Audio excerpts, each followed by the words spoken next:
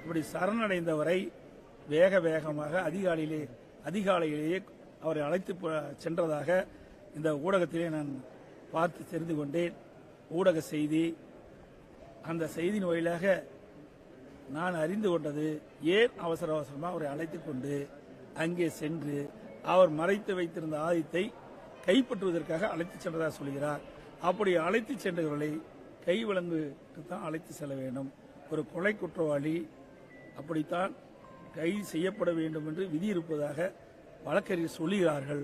அப்படி இருக்கின்ற பொழுது பாதுகாப்போடு சென்றிருக்க வேண்டும். அவர்கள் எங்கே அந்த ஆயுதத்தை மறைத்து இருக்கிறார்களோ அந்த ஆயுதத்தை கைப்பற்றுகின்ற பொழுது இப்படிப்பட்ட சம்பவம் நடைபெற்றதாக சொல்கிறார்கள்.